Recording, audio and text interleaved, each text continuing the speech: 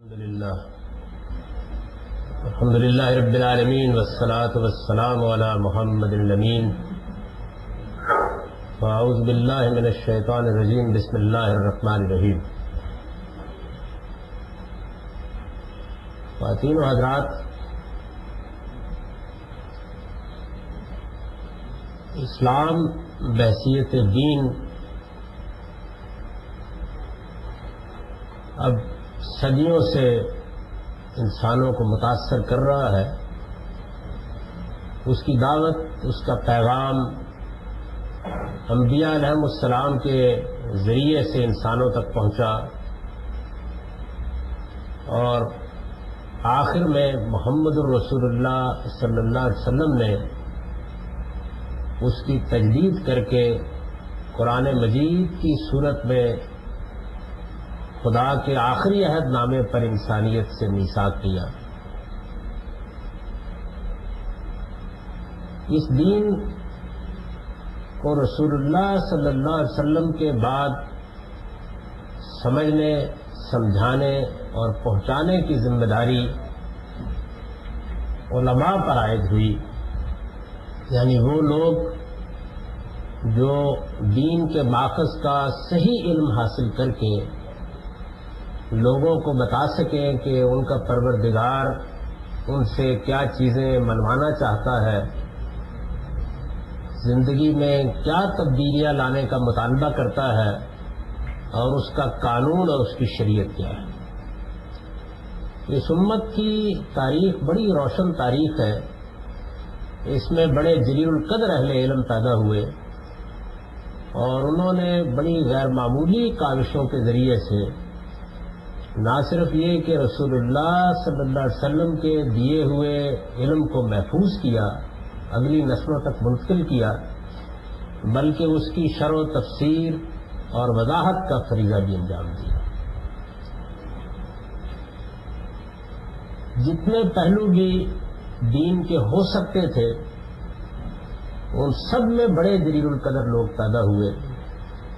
وہ لوگ بھی پیدا ہوئے کہ جنہوں نے دین کے فکر و فلسفے کو اپنا موضوع بنایا. وہ لوگ بھی پیدا ہوئے کہ جنہوں نے دین کے ماخذ کی شرح و وضاحت کو اپنا موضوع بنایا. اور وہ لوگ بھی پیدا ہوئے جنہوں نے اللہ تعالیٰ کی شریعت اور اس کی طرف سے دیے گئے قانون کو اپنا موضوع بنایا اور اس میں بڑی اعلیٰ درجے کی تحقیقات کر کے لوگوں پر یہ واضح کرنے کی کوشش کی کہ ان کا مالک اور ان کا خالق ان سے کیا چاہتا ہے.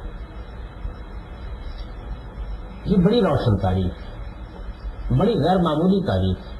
بڑی قابل فخر تاریخ ہے. اور اس میں جن لوگوں نے خدمات انجام دی ہیں ان کی عزت، ان کی عظمت ناقابل انکار ہے. لیکن اس سب کچھ کے باوجود وہ بہرحال انسان ہی تھے،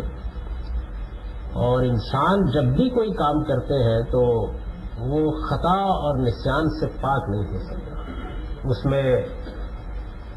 غلطیاں ہو جاتی ہیں اور بعض اوقات بڑی غیر معمولی نوعیت کی غلطیاں ہو جاتی ہیں. تو ہمارے علمی ذخیرے پر بھی اگر نگاہ ڈالی جائے تو اس میں جہاں بڑے غیر معمولی طریقے سے دین کی شرح و وضاحت اور اسے دوسروں تک پہنچانے کا کام انجام پایا ہے، وہاں بعض ایسے مسائل بھی پیدا ہو گئے کہ جب کوئی ذہین آدمی دین کی طرف رجوع کرتا ہے تو یہ مسائل اس کے لیے بڑی حد تک ایک سوالیہ نشان بن کے سامنے آ جاتے ہیں. میں نے جب شعور کی آنکھ کھولی ہے تو میرے سامنے بھی دین کی یہ ساری تاریخ تھی اور جو مسائل پیدا ہو چکے تھے یا پیدا ہو رہے تھے ان کا بھی ایک حد تک ادراک تھا، لیکن اس درجے میں بہرحال اس وقت نہیں تھا جس درجے میں جیسے کہ میں آگے چل کر عرض کروں گا کہ بعد کے مطالعے سے ہوا. اس میں جملہ معترضہ کے طور پر میں یہ بات بھی عرض کر دوں کہ بارہا ایسا ہوتا ہے کہ کسی چیز کے بارے میں کچھ مسائل ہوتے ہیں لیکن زمانے کا مزاج ایسا ہوتا ہے کہ وہ نمایاں نہیں ہو پاتے. پھر تمدن میں، تہذیب میں، حالات میں، زمانے کی ضرورتوں میں تبدیلی آ جاتی ہے، تو اس کے نتیجے میں وہی باتیں جو پہلے بہت دبی ہوئی ہوتی ہیں بڑی نمایاں ہو کر سامنے آ جاتی ہیں۔ انسانی ذہن نے بھی جس طریقے سے چیزوں کو سوچا ہے اور ان پر غور کیا ہے، اس میں یہ چیز مستبد نہیں ہے، ایسا ہوا ہے اور ایسا ہو جاتا ہے۔ تو ہمارے ہاں بھی یہی ہوا کہ جب ہم ایک سپر پاور تھے، ہمارے علم کا غلغلہ تھا، لوگ ہم ہی سے سیکھتے تھے، کم و بیش 1000 سال تک دنیا میں کوئی دوسری قوم ایسی نہیں تھی کہ جو علم میں اور اخلاقی پس منظر میں ہمارے مقابلے میں کھڑی ہو، تو بہت سی چیزیں دبی رہیں۔ لیکن جیسے ہی مسلمان محکوم ہوئے اور ان کے علم کی قدر و قیمت بھی دنیا میں وہ نہیں رہی جو کسی زمانے میں ہوتی تھی، تو اس طرح کے مسائل بڑے نمایاں ہو کر سامنے آ گئے۔ سب سے پہلے ہماری مسلمانوں کی تاریخ میں جس شخص نے اس معاملے میں غیر معمولی اضطراب محسوس کیا، غیر معمولی طریقے سے اپنے اضطراب کا اظہار کیا اور مسائل کی نشاندہی کی، وہ ہمارے ہی بر صغیر کے ایک بہت جلیل القدر عالم بھی کہہ سکتے ہیں، آپ مفکر بھی کہہ سکتے ہیں، فلسفی بھی کہہ سکتے ہیں، حکیم بھی کہہ سکتے ہیں، شاعر بھی کہہ سکتے ہیں، علامہ اقبال ہیں۔ ان کی شاعری سے تو بہت لوگ واقف ہیں اور اس کو بہت ذوق شوق سے پڑھتے بھی ہیں، لیکن وہ جس طریقے سے بہت غیر معمولی طریقے سے اپنی شاعری کے ذریعے سے اپنے جذبات کا اظہار کرتے تھے، اسی طرح سے انہوں نے اپنے خطبات میں، اپنے خطوط میں، اپنے مضامین میں جو نثر میں لکھے گئے ان مسائل کو بھی موضوع بنایا ہے۔ ان کی جو مشہور کتاب ہے جس میں ان کے 6 لیکچرز ابتدا میں جمع کیے گئے تھے، بعد میں 7واں ایک لیکچر بھی شامل کر دیا گیا، ریکنسٹرکشن ریلیجیس تھاٹ ان اسلام، اس کا موضوع یہی ہے۔ اور اس میں انہوں نے یوں سمجھ لیجیے کہ مسلمانوں کی 14 صدیوں کی تاریخ سے علم نے جو مسائل پیدا کر رکھے ہوئے ہیں اور جن مسائل کی وجہ سے اسلامی دعوت کو اس وقت دنیا کے پڑھے لکھے اور ذہین لوگوں کے سامنے پیش کرنے مشکلات پیش آ رہی ہیں، متعین کر کے واضح کرنے کی کوشش کی۔ وہ اگر آپ غور کریں تو 3 نوعیت کے مسئلے ہیں جن کو انہوں نے واضح کیا ہے، اور اس میں ایک ایک مسئلے کو ایک ایک 2 خطبات میں بڑی تفصیل کے ساتھ واضح کیا ہے۔ ان میں پہلا مسئلہ یہ ہے کہ اسلام بہرحال ایمانیات کی ایک فہرست رکھتا ہے، کچھ چیزیں منوانا چاہتا ہے، یہ منوانا چاہتا ہے کہ اس پروردگار نے کائنات بنائی ہے، وہ اس کائنات کا خالق ہے، مالک ہے، یہ منوانا چاہتا ہے کہ انسانوں کے ساتھ اس کا رابطہ رہا ہے اور یہ رابطہ انبیاء علیہ السلام کے ذریعے سے رہا ہے، یہ منوانا چاہتا ہے کہ ایک دن سارے انسانوں کو اس پروردگار کے حضور میں جواب دہی کے لیے پیش ہونا ہے۔ تو یہ جتنے بھی ایمانیات ہیں، ان ایمانیات کو جس طرح سے ہماری مذہبی تاریخ میں ہمارے اہل علم نے پیش کیا ہے، اس کے لیے جو استدلال پیش کیا گیا ہے، جس طریقے سے اپنے اپنے زمانے کی ضرورتوں کے لحاظ سے ان کی وضاحت کی گئی ہے، انہوں نے اس کے اوپر اپنے عدم اطمینان کا اظہار کیا ہے کہ یہ تو درست ہے کہ اپنے زمانے کے لحاظ سے یہ ممکن ہے کہ یہ چیزیں بڑی مؤثر رہی ہوں، لیکن دور جدید میں منطق نے، فلسفے نے، علم نے، سائنس نے جس طریقے سے بے شمار حقائق میں تبدیلیاں پیدا کر دی ہیں، تو اس میں اب وہ طریقہ، وہ اسلوب، وہ انداز اور جس منطق پر وہ سارا کا سارا علم کلام کھڑا ہے، وہ کسی طریقے سے اگر آپ بہت ہی نرم لفظ استعمال کریں تو ناموضوع ہو گیا ہے، ریلیونٹ نہیں رہا۔ اس کو انہوں نے بیان کیا ہے بڑی وضاحت کے ساتھ۔ دوسرا جو بڑا مسئلہ ہے وہ یہ ہے کہ یہ دین جو اللہ تعالیٰ نے دیا ہے، اس کا کیا ہدف اور کیا مقصد ہے، کیا چاہتا ہے یہ دنیا میں، یعنی کس مقصد کے لیے اللہ تعالیٰ نے انسانوں کو اپنی ہدایت دی ہے، اس میں کیا ہدف سامنے رکھا گیا ہے۔ انسان سے ظاہر انسان کی دونوں حیثیتیں ہیں، وہ ایک انفرادی شخصیت بھی رکھتا ہے اور ایک اجتماعی شخصیت بھی رکھتا ہے۔ دین کیا مطالبہ کرتا ہے، وہ کیا چیز ہے کہ جس چیز کو انسان کو بحیثیت فرد اور معاشرے کو بحیثیت معاشرہ اپنے اندر پیدا کرنا ہے، وہ کیا چیز ہے، مقصود کیا ہے۔ تو یہ بھی ایک بڑی اہم اور بڑی نازک بحث ہے اور انہوں نے اس کو موضوع بنایا ہے اور پھر اپنی طرف سے اس کا ایک جواب بھی دینے کی کوشش کی ہے، لیکن یہ بتانے کی صحیح بھی کی ہے کہ اس معاملے میں ہم کسی ایسی متعین اور واضح جگہ پر نہیں کھڑے، کیونکہ بڑی عظیم کشمکش ہے جس کے پس منظر میں علامہ اقبال اس صورتحال کا تجزیہ کر رہے ہیں۔ اور وہ کشمکش یہ ہے کہ ایک طرف ہمارے ہاں صوفیہ کی تعبیریں ہیں جن میں دین کا ایک خاص مقصد متعین کر کے بتایا گیا ہے اور دین کے تمام احکام کی اس کے لحاظ سے تشریح کی گئی ہے، اور پھر اس نقطہ نظر کو ہماری تاریخ کے ایک نہایت جلیل القدر عالم اور غیر معمولی شخصیت امام غزالی نے جس طریقے سے بیان کیا ہے اس کے اپنے اثرات بھی ہیں، اور وہ اثرات مسلمانوں کی پوری تاریخ میں اور ان کے علمی اذہان میں محسوس کیے جا سکتے ہیں، تو اس کو انہوں نے موضوع بنایا۔ اور تیسری چیز اللہ تعالیٰ کی دی ہوئی شریعت،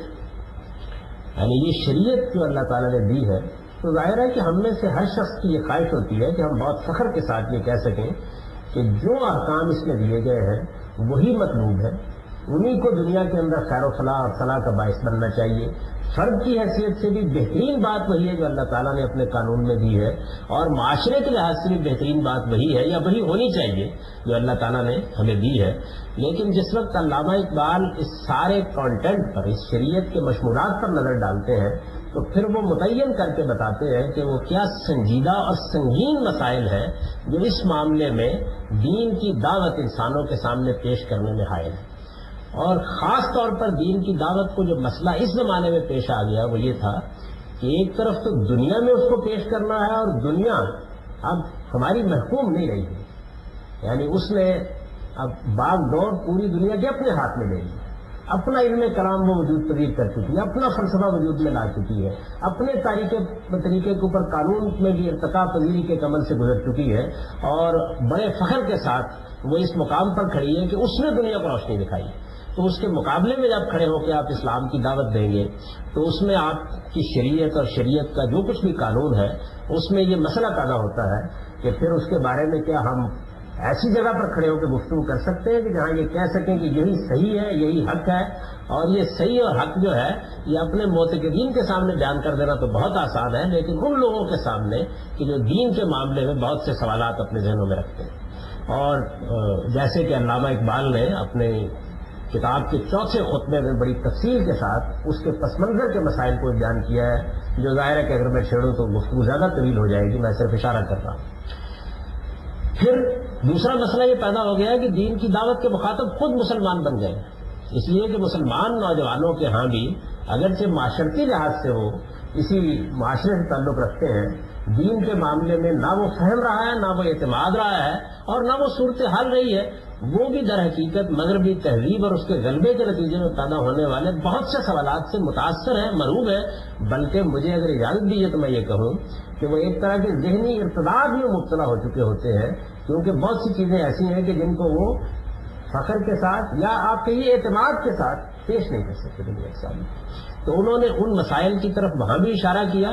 اور اگر آپ اقبال میوزیم میں جائیں تو وہاں ایک ان کے ہاتھ کی لکھی ہوئی تحریر موجود ہے جس میں انہوں نے ایک صفحے پر کسی موقع پہ ان تمام مسائل کی فہرست بنائی، اور یہ بتایا ہے کہ اگر مسلمان معاشروں کو کبھی اپنے نوجوانوں سے بات کرنی پڑی یا کسی جگہ اسلامی شریعت کے نفاذ کا مسئلہ پیدا ہوا، ظاہر ہے کہ ہونا چاہیے جب بھی کبھی مسلمان معاشرے حکومت کی صورت اختیار کریں گے تو یہ مسئلے ہیں جو ان کو پیش آئیں گے، تو ان مسائل کی انہوں نے نشاندہی کی، اور اس میں خاص طور پر یعنی میں صرف اس وقت فہرست کی حد تک آپ سے عرض کروں گا کہ جو زیادہ سنگین مسائل ہیں اور جن کو انہوں نے نمایاں کرنے کی کوشش کی، ان میں ایک بہت بڑا باب عورتوں کے بارے میں احکام کا ہے۔ کیا یہ واقعہ ہے کہ ان کو سوسائٹی سے الگ کر دیا گیا ہے، ان کا دائرہ عمل گھر ہی کو مقرر کیا گیا ہے، ان کے لیے یہی ضروری ہے کہ وہ اسلامی احکام کی پیروی کرتے ہوئے بالکل اپنے آپ کو پردے میں بند کر لیں، ان کے لیے باہر نکلنا صرف ناگزیر ضرورتوں ہی کے لیے جائز قرار دیا گیا ہے، یہ ایک مسئلہ ہے، اور یہ مسئلہ اگر قدیم زمانے میں زیادہ اہم نہیں تھا تو اس زمانے میں بہت شدت کے ساتھ پیش ہوتا ہے۔ قانون کے مسئلوں میں کیا یہ واقعہ ہے کہ ان کی گواہی نہیں لی جا سکتی؟ جو اسلام میں شریعت میں حدود قائم کیے گئے ہیں ان میں اگر وہ کسی وقت گواہی دینے کے لیے کھڑی ہو تو ان کی گواہی کو محض اس وجہ سے رد کر دیا جائے کہ وہ عورت ہے، کیا اگر کسی موقع کے اوپر کوئی قتل کا معاملہ پیش آ جاتا ہے تو وہ مردوں کے برابر نہیں ہے؟ ان کی اگر دیت کا معاملہ پیش آئے گا، بلڈ منی کا معاملہ پیش آئے گا، تو وہ آدھی لی جائے گی یا کم لی جائے گی یا زیادہ لی جائے گی؟ اسی طریقے سے کیا ان کے نکاح اور طلاق کے معاملات میں برابری ہے، یا اس میں جو فرق کیا گیا ہے اس فرق کا کوئی دفاع کیا جا سکتا ہے؟ اس کی کیا حقیقت ہے، کیا نہیں ہے؟ ان کے میراث کے معاملات میں جو طریقہ قرآن مجید نے بیان کیا، خاص طور پر بیٹیوں کی میراث میں کہ وہ مرد کے مقابلے میں آدھی میراث پائیں گی، اس کی کیا حکمت ہے، کیا چیز ہے اس کے پیچھے؟ کیا یہ حقیقت ہے، واقعہ یہی ہے، ایسے ہی یہ صورتحال ہے، یا اس سے کوئی مختلف معاملہ ہے؟ سزائیں جو مقرر کی گئی ہیں بظاہر موجودہ زمانے کا ذہن بھی ماننے کے لیے تیار نہیں ہے کہ کسی آدمی کو چوراہے میں کھڑے کر کے اس کو کوڑے مارے جا رہے ہوں، یا اس کو قتل کیا جا رہا ہو، یا اس کو سنسار کیا جا رہا ہو۔ یعنی اس کا تصور کریں تھوڑی دیر کے لیے کہ آپ کسی چورنگی میں کسی مجرم کو سزا دی جا رہی ہے اور آپ میں سے ہر شخص نے ہاتھ میں پتھر پکڑے ہوئے ہیں اور اس کو مار رہا ہے۔ یہ کیا ٹھیک ہے؟ یہی منشا ہے، مقصود ہے؟ ہم اس کو پیش کر سکتے ہیں دنیا کے سامنے اور کہہ سکتے ہیں کہ یہی درست طریقہ ہے؟ کیا 14 صدیوں کے اندر جو بادشاہت کا تصور رہا ہے، اور ہمارے فقہا جس طرح بیان کرتے ہیں کہ اسلامی حکومت قائم ہونے کا ایک یہی طریقہ ہے، تو کیا ہم موجودہ زمانے میں جبکہ دنیا میں ایک جمہوری انقلاب برپا ہو چکا ہے، اعتماد کے ساتھ یہ کہہ سکتے ہیں کہ یہ سارے طریقے ٹھیک ہیں، اور اس میں اگر کوئی آدمی خاندانی لحاظ سے بھی حکومت قائم کر لیتا ہے تو اسلام کے منشا اور اسلام کے تقاضے میں کوئی فرق واقع نہیں ہوتا؟ اسی طریقے سے کیا یہ صورتحال ٹھیک ہے کہ جو اسلام میں میراث کا قانون بیان کیا گیا ہے، اس میراث کے قانون میں بعض نہایت مزے کا خیل بظاہر صورتیں پیدا ہو جاتی ہیں جن میں اللہ تعالیٰ نے جو حصے مقرر کیے ہیں وہ کسی طرح ادا نہیں ہوتے، تو پھر ان کے معاملے میں کیا کیا ہے؟ تو میں نے یہ ایک مختصر سی فہرست آپ کو بتائی ان مسائل کی، یعنی یہ بہت طویل ہو سکتی ہے، کہ جن کے بارے میں انہوں نے نہ صرف یہ کہ نشاندہی کی بلکہ یہ بتانے کی کوشش کی کہ یہ مسائل ہیں جو مسائل نوجوانوں کی طرف سے بھی پیش آئیں گے، پڑھے لکھے طبقے کی طرف سے بھی پیش آئیں گے، دین کی دعوت جب اعلیٰ علمی سطح پر مغرب میں جا کر دی گئی تو وہاں بھی پیش آئیں گے، اور اگر کبھی اس کے نفاذ کا مسئلہ درپیش ہوا تو وہاں بھی پیش آئیں گے۔ ان کے بارے میں انہوں نے یہ خاص طور پر نشاندہی کی۔ لیکن یہ بڑی بدقسمتی کی بات ہے کہ اگرچہ ان کو پاکستان کے بانیوں میں شمار کیا جاتا ہے اور ان کے فکر و فلسفہ کی تبلیغ کے لیے بہت سے ادارے ہمارے ملک میں قائم ہیں، لیکن میں آپ سے عرض کرتا ہوں کہ نہ صرف یہ کہ ان مسائل پر اس زمانے میں ہمارے اہل علم نے، ہمارے اہل دانش نے کوئی توجہ نہیں کی، بلکہ بعد کے زمانوں میں بھی اس کے بالکل برعکس معکوس صورتحال پیدا ہوئی۔ یعنی کچھ تنقیدات تو انہوں نے جو حل پیش کیے تھے ان کے بارے میں لوگوں کی طرف سے سامنے آ گئی، لیکن مسائل کا جیسا سامنا کرنا چاہیے تھا اور جیسے ان کا ادراک ہونا چاہیے تھا اور جس طرح ان کے بارے میں گفتگو ہونی چاہیے تھی اور جیسے ان کا تجزیہ ہونا چاہیے تھا اور جس طرح دین کے ساتھ محبت رکھنے والوں کو یہ محسوس کرنا چاہیے تھا وہ انہوں نے محسوس نہیں کیا۔ اور کیونکہ ہم اس کے عادی ہیں کہ ہم اپنے معتقدین کے سامنے بات بیان کر دیتے ہیں اور اس میں بہرحال داغ تحسین ہم بالکل مل جاتی ہے، اور اسلامی دعوت عالمی سطح پر اور خاص طور پر اعلیٰ علمی سطح پر جب پیش کی جائے گی تو اس میں کیا مسائل ہوں گے وہ ہمارا موضوع نہیں ہے۔ تو اس وجہ سے جس اضطراب، جس درد کے ساتھ انہوں نے ان سب باتوں کو بیان کیا ہے اس کو بھی لوگوں نے کچھ بہت درخور اعتنا نہیں سمجھا۔ یہ پس منظر ہے ہمارے دینی علم کا، جس میں جس وقت ایک حساس آدمی، دین پر غور کرنے والا آدمی آنکھ کھولتا ہے تو اس کے سامنے یہ مسائل آتے ہیں۔ اور میں آپ سے عرض کروں کہ اس سے قبل کہ میں آپ کو یہ بتاؤں کہ اس معاملے میں اس پچھلی تاریخ میں کیا اقدامات ہوئے ہیں، خود علامہ اقبال نے اس کا جو حل پیش کیا، یعنی ان کی دردمندی، ان کی دلسوزی، ان کا اضطراب اپنی جگہ، جو انہوں نے حل پیش کیا اس نے کیا مسائل پیدا کر دی۔ انہوں نے اس کا جو حل پیش کیا وہ حل انہوں نے یہ پیش کیا کہ یہ جتنی چیزیں بھی اس نوعیت کی ہیں اور ایسی چیزیں جب گنوائی جاتی ہیں تو بالخصوص شریعت کے احکام کے معاملے میں یہ چیزیں کوئی 40-50 کے قریب بن جاتی ہیں اور اہم چیزیں ہیں بہت سی، اور ظاہر ہے کہ ہمارے لیے وہ اللہ کا حکم سمجھی جاتی ہیں، اللہ کے پیغمبر کا حکم سمجھی جاتی ہیں۔ تو انہوں نے یہ کہا کہ یہ چیزیں جس شکل میں موجود ہے اس صورت میں موجودہ زمانے میں نہ تو سمجھائی جا سکتی ہے، نہ بتائی جا سکتی ہے، نہ لوگوں کو اس کا قائل کیا جا سکتا ہے، اور نہ اس کا کوئی امکان ہے کہ یہ نافذ کی جا سکے اگر معاشرے میں کہیں حکومتیں قائم ہو گئی۔ اس کا اعتراف کیا انہوں نے، اور اعتراف کرنے کے بعد اس کا حل یہ بتایا کہ اجتہاد کا اصول اختیار کر لیا جائے، اور اجتہاد کے اصول میں انہوں نے یہ کہا کہ مسلمانوں کا جو امام ہوتا تھا کسی زمانے میں، مسلمانوں کے یہاں امام مسلمانوں کے حکمران کو کہا جاتا تھا، تو مسلمانوں کے امام کو یہ اختیار حاصل تھا کہ وہ اللہ کے قانون کو اگر مناسب سمجھے، مصلحت اسی میں سمجھے تو معطل کرے، اور اس کی پھر انہوں نے کچھ مثالیں دی ہیں کہ دیکھیے سیدنا عمر رضی اللہ عنہ نے فلاں معاملے کو معطل کیا، فلاں معاملے کو معطل کیا، فلاں معاملے کو معطل. اسی طریقے سے اگر وہ محسوس کرے کہ کسی بات میں کوئی بظاہر عقلی لحاظ سے مناسبت نہیں محسوس ہوتی تو وہ اس میں ترمیم اور تغیر بھی کر دے. تو انہوں نے کہا کہ یہ ایک اصول ہے جس کی بنیاد کے اوپر ہم اپنے دین میں بھی شاید اس وقت حرکت پیدا کر سکتے ہیں. اور موجودہ زمانے میں امام کا تصور یا کسی حکمران کا تصور اب اس طرح تو نہیں رہا، لیکن اس کی جگہ مسلمانوں کی پارلیمنٹ لے سکتی ہے جو اپنے اجماع سے یہی کام انجام دے سکتی ہے. اب ظاہر ہے کہ یہ جو حل ہے یہ بظاہر تو ایک حل ہے، لیکن اس حل کو آپ مذہب کی دنیا میں کس طریقے سے پیش کر سکتے ہیں؟ یہ تو گویا اس بات کا اعتراف ہے کہ آپ کے پروردگار نے اور آپ کے رسول نے آپ کو جو کچھ دیا ہے وہ حقیقت میں یعنی دبے لفظوں میں مان لیا جائے کہ قابل عمل نہیں ہے، اور اس کو معطل کرنے کے سوا ہمارے پاس کوئی چارہ نہیں آ جاتا باقی. تو یہ پس منظر ہے جس پس منظر میں دین کے علم کے بارے میں یہ ضرورت پیدا ہوتی ہے کہ اس سے پہلے کہ اس کی دعوت لے کر اٹھا جائے، اس سے پہلے کہ اسے لوگوں تک پہنچایا جائے، خود اس کے سارے کانٹینٹ پر، اس کے مشمولات پر ایک نظر ڈال کر یہ دیکھا جائے کہ یہ جو کچھ ہمیں ملا ہے اور اس میں جو مسائل ہمارے سامنے ہیں کیا فی الواقع وہ مسائل ایسے ہی ہیں؟ ایسے ہی ہیں تو پھر ان کی لم کیا ہے، ان کا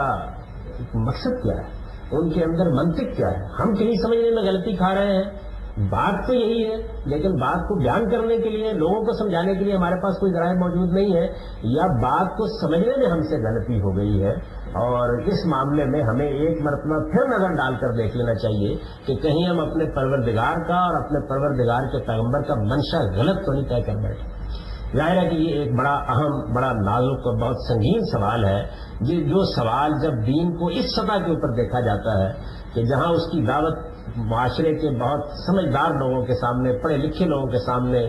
آپ یہ سمجھ لیجیے کہ آپ کی سوسائٹی کے اساتذہ کے سامنے، فلسفیوں کے سامنے، حکماء کے سامنے، ججوں کے سامنے، وکلاء کے سامنے پیش کرنی ہے، اور اسی سطح کے لوگوں کے سامنے دنیا میں اس کو پیش کرنا ہے. تو یہ ایک بڑا اہم، بڑا نازک سوال پیدا ہوتا ہے. اور یہ سوال ظاہر ہے ان لوگوں کے لیے تو کوئی زیادہ معنی نہیں رکھتا کہ جو اپنی ایک پس منظر کے لحاظ سے مذہب میں کھڑے ہوئے ہیں اور اس پہ عمل پیرا ہیں اور یہ سمجھتے ہیں کہ ٹھیک ہے یہ ساری باتیں اسی طرح سے ہوں گی اور غالباً ایسے ہی ہوں گی. لیکن جس وقت آپ کو لوگوں سے سابقہ پیش آتا ہے اور جیسے کہ علامہ اقبال کو اس سطح پر پیش آیا تو یہ سارے سوال اپنی سنگینی کے ساتھ نمایاں ہو جاتے ہیں.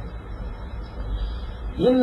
سوالات کے بارے میں ظاہر بات ہے کہ آپ اپنے علم کی طرف رجوع کرتے ہیں، اور جب آپ اپنے علم کی طرف رجوع کرتے ہیں تو اس کے بنیادی ماخذ کی حیثیت میں ایک قرآن مجید ہے، دوسرے پیغمبر صلی اللہ علیہ وسلم کی سنت ہے، اور پھر ضمنی طور پر رسول اللہ صلی اللہ علیہ وسلم کے ارشادات ہیں جن پر یہ سارا کا سارا آپ کا دینی علم مبنی ہے. اس کی طرف مراجعت کرنے کا جتنے بھی اصول، قاعدے، ضابطے ہم کو پس منظر میں ملتے ہیں، ان کو جب ہم سمجھنے اور پڑھنے کی کوشش کرتے ہیں تو میں آپ سے یہ عرض کرتا ہوں اور اپنا تجربہ آپ کے سامنے بیان کرتا ہوں کہ نہ صرف یہ کہ یہ سوالات زیادہ سنگین ہو جاتے ہیں بلکہ الجھنیں اور بڑھ جاتی ہیں اور بڑھ کر اس درجے پر پہنچ جاتی ہیں کہ جہاں اس کا اعتراف کرنا چاہیے کہ اپنے ایمان کو بھی محفوظ کر لینا یا بچا لینا ایک مشکل چیز ہے. یعنی اگر آدمی جذباتی ہو کر کوئی بات نہ کر رہا ہو تو پھر مشکل ہو جاتی ہے بہت. میرے سامنے بھی ایک سنگین مسئلے کے طور پر یہی مسئلہ تھا، اور جس وقت میں نے علامہ اقبال کی یہ چیزیں بھی آج سے 30-35 سال پہلے پڑھی ہیں تو یہ معلوم ہوتا تھا کہ یہ واقعتاً ایک بڑے سوالیہ نشان کی صورت میں ہمارے سامنے موجود ہے.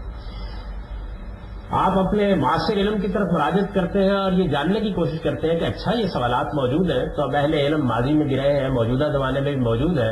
تو ان کے بارے میں کوئی حل کسی نے پیش کیا ہوگا، کسی نے کوئی راستہ نکالا ہوگا. پہلے ظاہر بات ہے کہ آدمی اسی کی طرف دیکھتے ہیں. تو میں آپ سے یہ عرض کرتا ہوں کہ مسلمانوں کی تاریخ میں اس لحاظ سے امام حمید الدین فرائی کی شخصیت ایک بڑی غیر معمولی شخصیت ہے، بڑی غیر معمولی شخصیت ہے، اگرچہ لوگ بہت کم ان سے واقف ہیں کیونکہ وہ گوشہ نشین رہے. ہندوستان کے ایک چھوٹے سے قصبے میں انہوں نے اپنی زندگی کے بہت سبق گزار دیا. جو کچھ لکھا وہ عربی زبان میں لکھا اور لوگ اس سے پوری طرح سے واقف نہ ہو سکے. اگرچہ 1930 میں ان کی یعنی علامہ اقبال کے زمانے میں وفات ہو گئی، لیکن خود علامہ اقبال بھی ان کے کام سے واقف نہیں ہو سکے. جو سوالات انہوں نے عام طور پر اٹھائے اور اٹھا کر اپنے معاصر علماء کے سامنے رکھے، وہ وقتاً فوقتاً رکھتے رہتے تھے. وہ سوالات ان کے سامنے ان کی شخصیت کیونکہ موجود نہیں تھی تو ان کے ساتھ مکالمے کی صورت نہیں اختیار کر سکے. لیکن اب جب ہم مطالعہ کرتے ہیں تو یہ معلوم ہوتا ہے کہ ایک ایسا شخص اس بر صغیر میں پیدا ہوا کہ جس نے ہمارے سامنے ان مسائل کو پس منظر میں رکھتے ہوئے ان پر غور و فکر کی بالکل نئی ہدایت کھول دی. اس نے قرآن مجید کو سمجھنے کے معاملے میں، اس کی زبان کا صحیح فہم حاصل کرنے کے معاملے میں ایسا غیر معمولی کام کیا کہ اس کام کا مطالعہ کرنے کے بعد آدمی یہ محسوس کرتا ہے کہ اس کے سامنے ایک نیا در کھل گیا ہے، نئے راستے وہاں ہو گئے ہیں، ایک نئی دنیا ہے جس میں وہ داخل ہو گیا. اور جس درجے میں وہ کام کیا، یعنی وہ کوئی عامیانہ نوعیت کا کام نہیں ہے، کسی دائی کی پرجوش دعوت نہیں ہے کہ جو آپ کو بہالے جاتی ہے، بلکہ بڑا ٹھوس، بڑا اعلیٰ درجے کا علمی کام ہے، اور اسی درجے کا کام ہے جس درجے کا کام اس امت کی تاریخ کے کسی ابتدائی دور میں اس کے غیر معمولی اہل علم نے کیا. قرآن مجید کے بارے میں سوچنے سمجھنے کے کیا انداز ہونے چاہیے، قرآن مجید کو کیسے دیکھا جانا چاہیے، قرآن مجید سے احکام کیسے اخذ کرنے چاہیے، قرآن مجید میں کوئی بات کہنے کے اللہ تعالیٰ کے اسالیب کیا ہے، وہ کوئی بات کہتے ہیں تو کس پس منظر میں کہتے ہیں، اس کے سیاق سباق کو سامنے رکھ کر اس کے معنی و مطالب کیسے متعین کیے جاتے ہیں، یہ ایک پورا کا پورا علم ہے جس کی کوئی نظیر اس سے پہلے نہیں ملتی جس درجے میں انہوں نے اس کو مدبر کر دیا. اگرچہ اللہ تعالیٰ نے ان کو اتنی مہلت نہیں دی کہ اپنے کاموں کو پایا تکمیل تک پہنچا سکیں، اور ظاہر ہے کہ اس میں پروردگار کی کوئی حکمت ہوگی، لیکن جتنا کچھ بھی انہوں نے اس معاملے میں کر دیا اس سے یوں سمجھ لیجیے کہ راستہ کھل گیا، یعنی معلوم ہو گیا کہ یہ کام کیسے کیا جا سکتا ہے. اس سے حوصلہ پا کر اس زمانے میں بھی بعض لوگوں کو توجہ ہوئی کہ اس کام کو آگے بڑھایا جائے، اور اللہ تعالیٰ نے یہ خاص کرم ان کے اوپر کیا کہ ان کو ایک ایسے شاگرد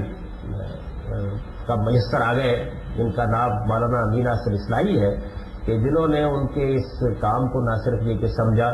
براہ راست ان کے علم سے استفادہ کر کے ان اصولوں کو اخذ کیا، بلکہ اس کی بنیاد کے اوپر پورے قرآن کی تفسیر لکھی،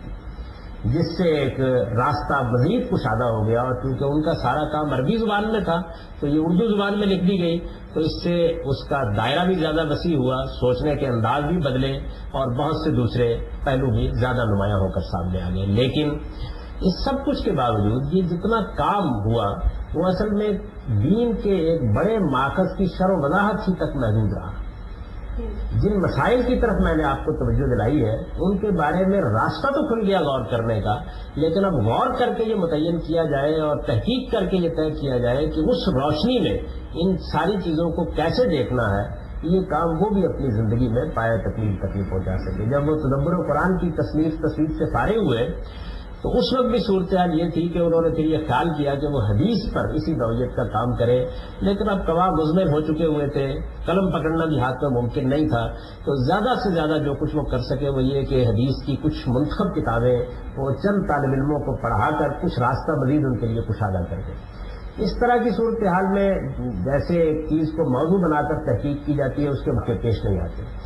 تو اگرچہ راستہ کھل گیا اور یہ معلوم ہو گیا کہ دین کا ایک بنیادی کام کس طریقے سے ہو سکتا ہے، قرآن پر غور کرنے کے کیا اصول ہو سکتے ہیں، قرآن مجید کی زبان کی نوعیت کیا ہے، وہ کس طریقے سے عربی زبان میں اس وقت بولی لکھی پڑھی جا رہی ہے اس سے مختلف ہے، اس کا بات کرنے کا انداز کیسا ہے، یہ معلوم ہو گیا کہ ہمارے ہاں جو مسائل پیدا ہوئے ہیں ان کے پیدا ہونے کے وجوہ کیا ہیں. اس طرح کی بہت سی چیزیں واضح ہو گئی. لیکن اس کا اطلاقی پہلو، یعنی اب ان اصولوں کو سامنے رکھا جائے، ان پر غور کر کے ان کو متعین کیا جائے، اور پھر متعین کر کے دین کے پورے کانٹینٹ پر ان کا اطلاق کر کے دیکھا جائے کہ اس سے کیا تبدیلیاں آتی ہیں، اور وہ جو مسائل میں نے آپ کے سامنے بیان کیے ان میں کیا کوئی فرق واقع ہوتا ہے. یہ کام وہ ہے کہ جو مولانا حمید الدین فرائی بھی اپنی زندگی میں نہیں کر سکے اور مولانا امین ناصر اصلاحی کے لیے بھی کرنا ممکن نہیں ہوا. ٹھیک یہی وہ جگہ ہے جہاں سے اس فقیر نے یہ کوشش کی کہ اس کام کو کچھ مزید آگے بڑھایا جائے. چنانچہ میں نے اس کے لیے دو جہتوں پر کام کرنے کی کوشش کی. ایک تو اس جہت پر کام کرنے کی کوشش کی کہ جہاں تک کام پہنچ چکا ہے اس کو سامنے رکھ کر اب اس کام کو پایہ تکمیل تک پہنچانے کی جتنی کچھ کوشش کی جا سکتی ہے وہ کی جائے. اور دوسرے اس جہت سے کہ ایک ایسا انسٹیٹیوٹ وجود پذیر کر دیا جائے کہ جو اس کام کے استمرار اور اس کے دوام کی ضمانت بن سکے. اس کی وجہ یہ ہے کہ کوئی انسان ظاہر بات ہے کہ ہمیشہ کے لیے دنیا میں نہیں آتا، اور اس سے پہلے بھی یہ پورا کام فرد کے طور پر ہوتا رہا ہے. یعنی امام حمید الدین فرائی نے اگرچہ ایک مدرسے کی بنیاد بھی رکھی، ایک ادارہ بھی بنایا، لیکن وہ ادارہ ان کے اپنے طریقے کے اوپر غور و فکر اور اس کام کو آگے لے کر چلنے کا مرکز ان کی زندگی میں نہیں بن سکا.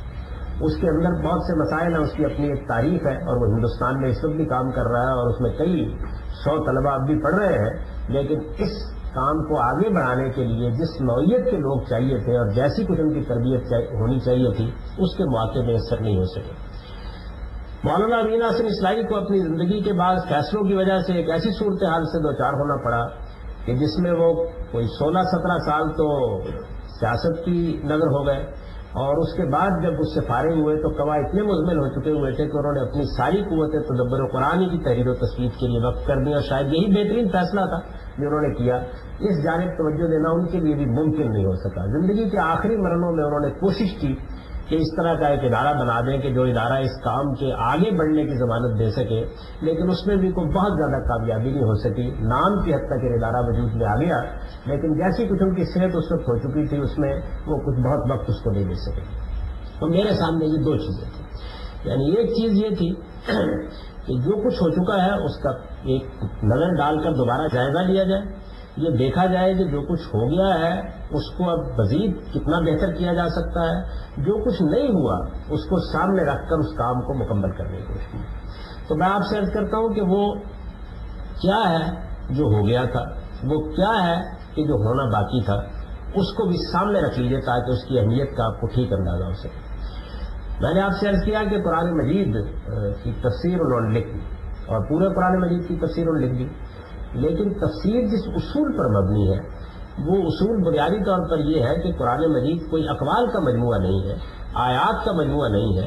بلکہ قرآن مجید میں ہر سورہ اپنا ایک مرکزی مضمون رکھتی ہے، اور اس میں ایک بات ایک خاص ترتیب سے خاص پس منظر میں کہی جاتی ہے۔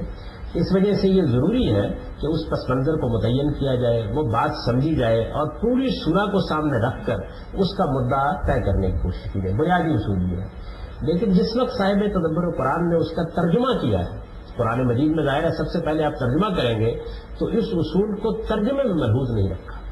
اس کے وجوہ اسباب ہیں، اس پر تبصرہ کرنے کی اس وقت ضرورت نہیں ہے۔ تفسیری میں یہ کوشش کی کہ اس کو واضح کر دیں۔ اب اس کا جو نتیجہ نکلا ہے وہ یہ نکلا ہے کہ اگرچہ صاحب علم اور صاحب فہم کوئی آدمی ہو تو وہ بڑی حد تک اس کو سمجھ لیتا ہے، لیکن اس بات کو پورے اعتماد کے ساتھ کہہ دینا کہ یہ ایک سورہ ہے اور آپ اس سورہ کو اگر سادہ طریقے سے بھی پڑھیں گے تو یہ بالکل واضح ہو جائے گا کہ اس کے اندر کلام کس ترتیب سے چل رہا ہے، اس کے اسٹریسز کیا ہیں، وہ کس طرح اپنی بات واضح کرتا ہے، اس میں کیا چیزیں خاص سے عام سے خاص ہوتی چلی جا رہی ہیں، مخاطب کس طریقے سے متعین ہوتا ہے، کیسے واضح ہوتا ہے، یہ سامنے نہیں آتا۔ تو ایک کام یہ تھا کہ اس اصول کے اوپر قرآن مجید کا ایک نیا ترجمہ کیا جائے، اور ترجمے ہی کے ذریعے سے اس بات کو واضح کرنے کی کوشش کی جائے کہ قرآن مجید اپنی بات کہنے کے لیے کیا طریقے اختیار کرتے ہیں، کیونکہ اصل میں قریب کی حیثیت قرآن مجید کے اس مفہوم و مدعی کو حاصل ہے، وہی دین کی بنیاد ہے۔ ایک بڑا کام یہ تھا جو نہیں ہو سکا۔ دوسری چیز یہ تھی کہ اس اصول پر جو چیزیں واضح ہوئی ہیں ان کی روشنی میں حدیث کے پورے ذخیرے کا بھی جائزہ لیا، اس لیے کہ جب قرآن مجید کے فہم میں تبدیلی آئے گی، قرآن مجید کو سمجھنے کے انداز میں تبدیلی آئے گی، قرآن مجید کے اسٹریسز نئے واضح ہوں گے، قرآن مجید جس طریقے سے اپنی بات کہتا ہے اس بات کہنے کے انداز بدل جائیں گے، تو اس کے اثرات پھر حدیث کے علم پر بھی پڑیں گے۔ حدیث کے علم میں مشکلات غیر معمولی ہیں قرآن کے مقابلے میں، کیونکہ وہاں تو صورتحال یہ ہے کہ رسول اللہ صلی اللہ علیہ وسلم کی بات سیاق سباق سے بعض اوقات بالکل الگ کر کے بیان ہو جاتی ہے، بعض اوقات ایک پوری بات کے 2-3 جملے ہیں جو مختلف لوگ بیان کر دیتے ہیں۔ آپ جانتے ہیں کہ کسی بات کو اگر اس کے سیاق سباق پس منظر سے الگ کر دیا جائے تو بعض اوقات اس کا مفہوم کچھ سے کچھ ہو جاتا ہے۔ یعنی اگر موقع ہو اس بات کا تو میں آپ کو مثالیں دے کر بتاؤں کہ اس سے کیا قیامت گزر جاتی ہے بعض اوقات۔ یہ صورتحال جو تھی یہ تقاضا کرتی تھی کہ خود حدیث کے پورے ذخیرے کے اوپر بھی اسی طریقے سے کام کیا جائے، اور اس میں بالخصوص ہمارے جو جلیل القدر محدثین ہیں ان کا بڑا غیر معمولی کام ہے، بہت قابل تحسین کام ہے، لیکن اس کام کو انہوں نے خاص جگہ پہنچا دیا، اور پہنچانے کے بعد پھر وہ آگے نہیں بڑھ سکا۔ یعنی رسول اللہ صلی اللہ علیہ وسلم نے جو کچھ کہا، جو کچھ کیا، اس کی روایات ان کے سامنے بکھری ہوئی تھی، انہوں نے اس کا جائزہ لے کر یہ کوشش کی کہ حضور کی طرف کسی بات کی نسبت کے معاملے میں اصول وضع کر دیے جائیں کہ اس کی تحقیق کیسے کرنی ہے، اور بہت اعلیٰ اصول وضع کیے اور بہت محنت کے ساتھ انہوں نے یوں سمجھ لیجئے کہ جملہ جملہ اٹھایا اور چھوٹی چھوٹی باتیں اٹھائیں اور بڑے بڑے معاملات کو بھی لیا اور لے کر ان پہ بڑی اعلیٰ درجے کی کتابیں مرتب کر دیں، جیسے ہمارے پاس بخاری ہے، مسلم ہے اور اس طرح کی بہت سی روایات کتابیں ہیں۔ لیکن اس کے بعد دو چیزیں ایسی تھیں کہ جن کے اوپر بہت زیادہ مزید کام کرنے کی ضرورت تھی۔ ایک یہ کہ ان بکھری ہوئی باتوں کو جمع کر کے دیکھا جائے کہ اگر ایک ہی بات رسول اللہ صلی اللہ علیہ وسلم کی ایک آدمی نے آدھے جملے میں روایت کی ہے، دوسرے نے دوسرے جملے میں روایت کی ہے، ایک نے ایک طرح روایت کی ہے، دوسرے نے دوسری طرح روایت کی ہے، تو بحثیت مجموعی کیا تصویر بنتی ہے؟ اس بحثیت مجموعی کیا تصویر بنتی ہے؟ یہ اگرچہ اہل علم اپنی تصنیفات میں تو اس کو نمایاں کرتے رہے، لیکن حدیث کے مجموعوں کی صورت میں یہ سامنے آ جاتی ہے، یہ کام ہماری تاریخ میں اس کے بعد نہیں ہوا۔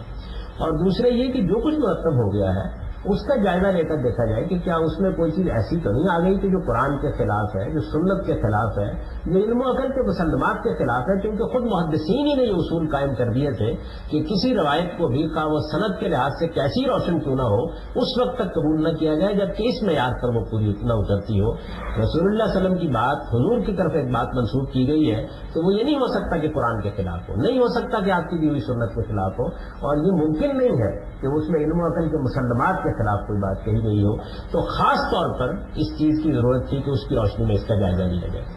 یہ جو کام ہے یہ بھی ہمارے ہاں جس وسعت کے ساتھ اور جس دقت نظر کے ساتھ کرنے کی ضرورت تھی وہ بدقسمتی سے تیسری چوتھی صدی کے بعد قابل اعتنا نہیں سمجھا گیا۔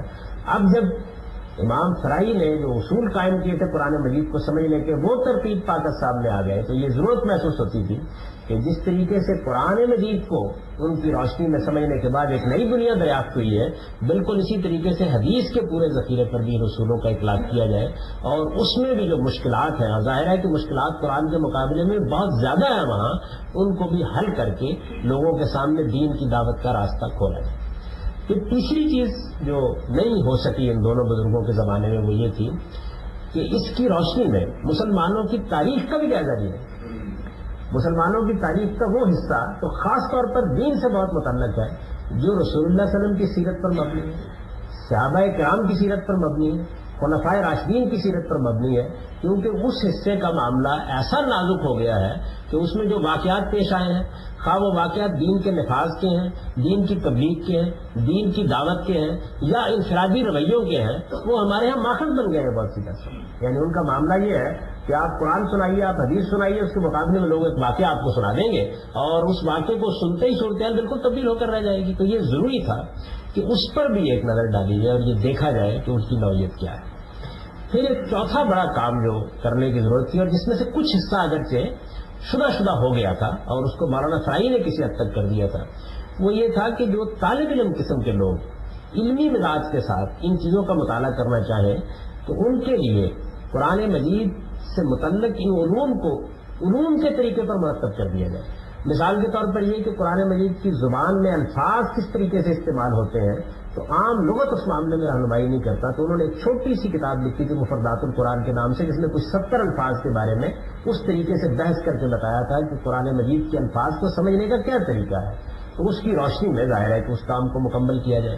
اسی طریقے سے قرآن مجید میں جو اعراب اور نحو کی بحثیں طالب علموں کے لیے ہوتی ہیں وہ ایک جنگل کی طرح سامنے آتی ہیں۔ جو لوگ عربی زبان سے واقف ہیں ان کو معلوم ہے کہ وہ جیسے مثال کے طور پر اکبری کو کھولتے ہیں یا کشاف کو کھولتے ہیں یا وہ حیان کو کھولتے ہیں یا اور اس طرح کے بڑے لوگوں کو دیکھتے ہیں تو ان کے سامنے گویا ایک ہی جملے کی تعریف کے دسیوں پہلو موجود ہوتے ہیں۔ تو اس کا بھی جائزہ لے کر ان اصولوں کی روشنی میں بتایا جائے کہ ان میں ترجیح دینے کے کیا طریقے ہیں اور اس کے لیے اعراب القرآن کو گویا یوں سمجھ لیجیے کہ نئے سرے سے مرتب کر دیا جائے۔ پھر قرآن مجید میں بات کرنے کے انداز ہیں، اسالیب ہیں، ہر زبان میں ہوتے ہیں، قرآن کے اپنے اسالیب ہیں، وہ کیسے بات کرتا ہے، اس میں کیا طریقے اختیار کیے جاتے ہیں، عربی زبان کے وہ کیا خاص پہلو ہیں جو قرآن مجید میں زیر بحث آتے ہیں، ان کا ایک جائزہ لے کر دیکھا جائے کہ ان میں یہ کام کس طریقے سے کیا جا سکتا ہے۔ انہوں نے اس میں بھی اسالیب القرآن کے نام سے کچھ نوٹس چھوڑے تھے جن کو مرتب کر کے شائع کر دیا گیا ہے، لیکن باقاعدہ کتاب کے طور پر وہ بھی مرتب نہیں کیے جا سکے، تو یہ بھی ایک بڑا کام تھا جو اس معاملے میں کرنے کی ضرورت تھی۔ اور پھر آخری کام جو اس معاملے میں ناگزیر تھا وہ یہ تھا